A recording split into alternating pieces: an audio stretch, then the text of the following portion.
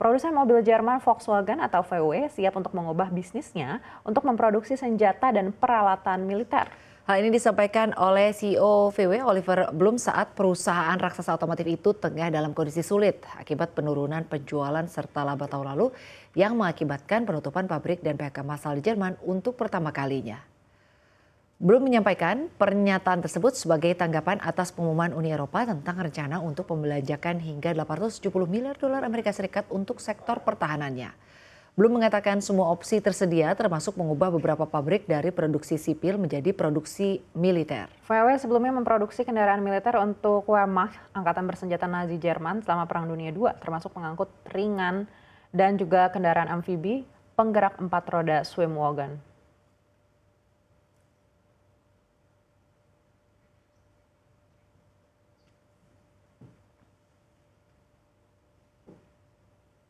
Oh ternyata Sinta bukan hanya di dalam negeri ya, fenomena kegelapan di industri otomotif ini juga terjadi di dunia, termasuk di Jerman ini ada VW yang juga terkena imbas. Ya, nampaknya memang awan gelap industri otomotif dunia ini semakin pekat, di mana sejumlah perusahaan raksasa juga sudah melaporkan penurunan kinerja penjualan hingga berujung pada penutupan pabrik dan juga ada PHK-nya.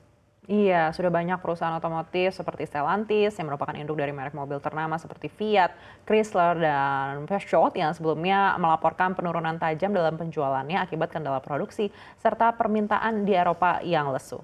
Ya, nampaknya mereka juga menghadapi lemahnya permintaan akibat tingginya suku bunga serta investasi besar yang dibutuhkan untuk beralih ke mobil listrik.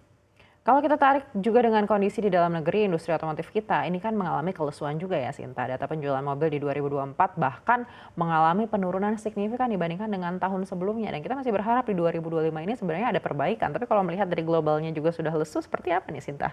Iya, memang kalau kita lihat dari datanya begitu ya, bahkan Gaikindo ini penjualan wholesale atau pabrik di dealer pada tahun 2024 ini mencatatkan angka 865.723 unit.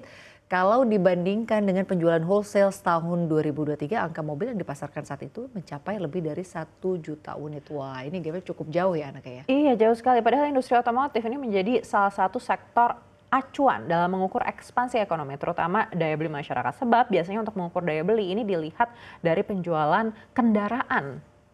Iya, anaknya kita doakan saja ya, semoga saja semua ketidakpastian segera berakhir dan industri otomotif khususnya dan industri-industri lainnya bisa bangkit. Dan kini kita ke informasi mancanegara lainnya pemirsa.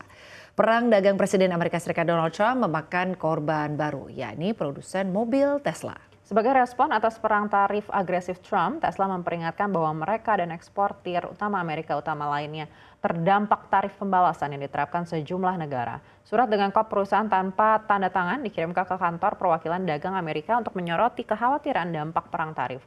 Di surat tersebut, Tesla menekankan pentingnya upaya pemerintah Trump mengatasi masalah perdagangan akibat kebijakan perang tarif. Presiden Amerika Serikat Donald Trump saat ini sedang mempertimbangkan mengenakan tarif signifikan pada kendaraan dan suku cadang yang dibuat seluruh dunia. Kelompok dagang yang mewakili produsen mobil asing utama seperti Toyota, Volkswagen, BMW, Honda, dan Hyundai yakni AutoDrive Amerika juga memperingatkan perwakilan dagang Amerika atau USTR soal perang tarif yang akan mengganggu produksi pabrik perakitan Amerika.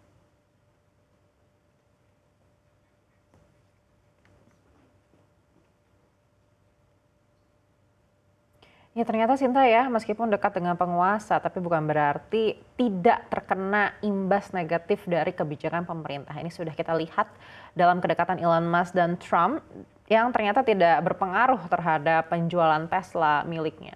Ya memang mau gimana lagi, ternyata memang kalau kita lihat tidak ada kaitannya begitu, bahkan tidak memberikan keuntungan secara sepihak begitu. Artinya kebijakan baru Trump itu juga mungkin ya bisa saja menyehatkan neraca dagang, tapi juga mungkin ada industri-industri lain yang bisa terdampak ya. Tapi kita lihat ya ke depannya ini akan seperti apa. Betul sekali Sinta, kalau kita telaah tujuan utama Trump ini kan memang pastinya untuk kebaikan dan meningkatkan benefit untuk Amerika Serikat. Sesuai dengan fokus Trump, America First.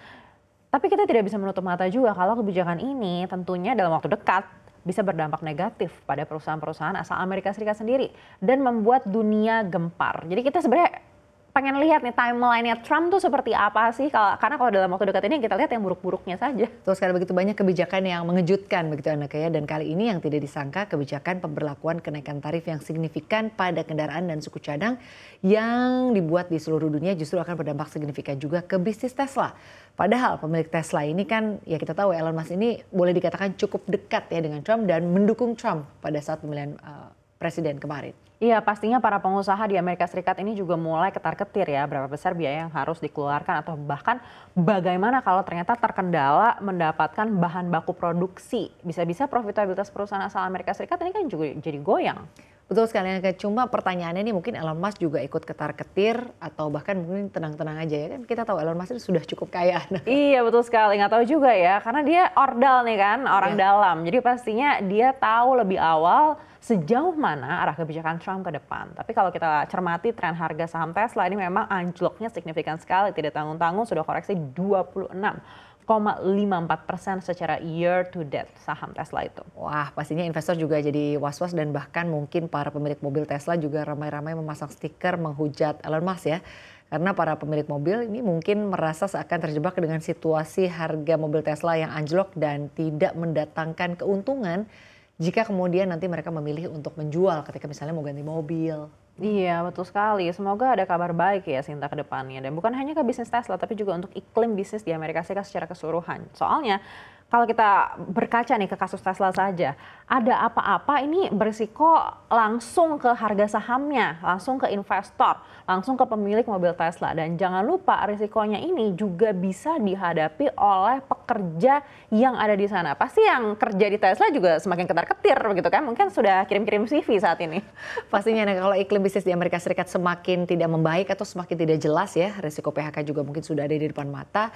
Ya memang benar ya, Presiden Trump ini memang harus lebih mencermati lagi, mengevaluasi lagi segala kebijakan-kebijakannya ini dampaknya akan seperti apa ya.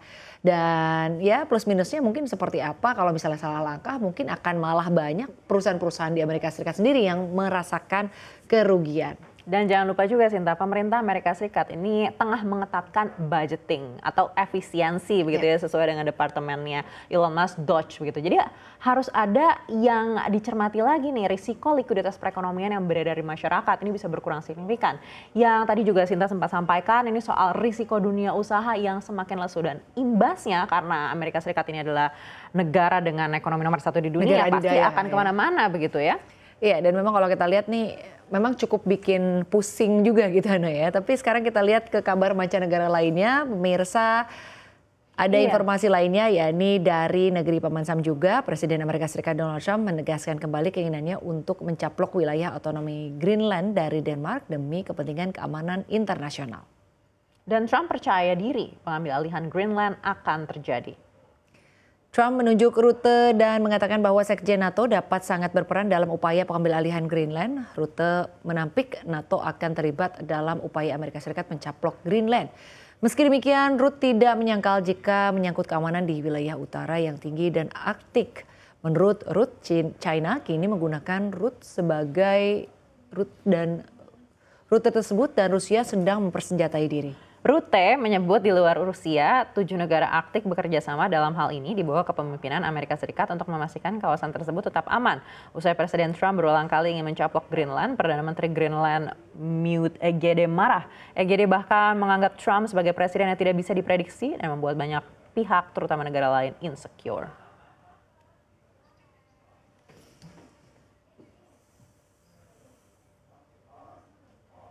Jadi ini perlu diluruskan dulu Sinta, yang dimaksudkan Amerika Serikat akan mencaplok itu bukan invasi, tapi membeli. Kalau invasi kan kesannya seperti menjajah begitu ya, perang. Ya. Iya, ini digulingkan terus diambil, bukan begitu. Trump ini kan pebisnis, dengan dalih menjaga keamanan di Arktik, Trump mau membeli Greenland.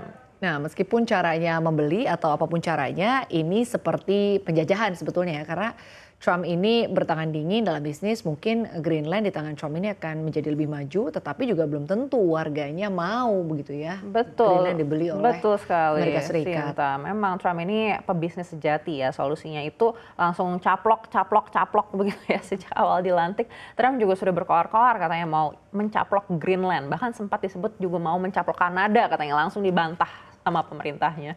Bukan hanya Greenland, ternyata Kanada dan terusan Panama juga seperti tadi disampaikan oleh Anda kayak memang ingin dicaplok begitu atau mungkin dibeli, tapi Amerika Serikat kan sudah mulai kehilangan keadidayaannya dan muncul China nih dengan teknologi yang pesat, Rusia dengan militer dan persenjataannya, juga Iran dengan nuklirnya. Jadi sekarang mungkin walaupun selama ini Amerika seringkali disebut sebagai negara adidaya, nampaknya negara-negara lain ini sudah mulai menunjukkan tajinya juga begitu ya Anda kayak. Iya, tapi saya yakin juga sih Sinta, Trump ini tidak akan mungkin mendapatkan apa yang diinginkannya untuk bisa memiliki Kanada, Panama, atau Greenland.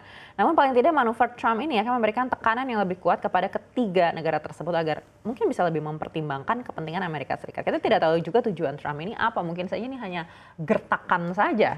Mungkin juga ya, tapi kita lihat aja seperti apa. Yang jelas kebijakan tarif Trump ini mungkin menjadi salah satu strategi untuk bisa memberikan tekanan ya kepada negara-negara lain. Iya betul, sudah pasti itu kebijakan tarif impor Trump ini memang untuk memberikan tekanan sekaligus menunjukkan bahwa Amerika Serikat punya kendali di dunia. Padahal kalau dilihat perang tarif ini kan efeknya bisa senjata makan tuan ya. Seperti tadi misalnya mobil Tesla gitu ya, itu juga bisa menjadi bumerang kan bagi industri-industri yang ada di Amerika Serikat. Iya betul Sinta, Amerika juga terancam resesi karena dengan memberikan tekanan negara lain juga memberikan serangan balasan dan ekonomi Amerika Serikat juga jadi taruhannya. Salah satu contohnya ini adalah kebijakan untuk Uni Eropa saja begitu. Ini bisa akan terus berlanjut entah sampai kapan.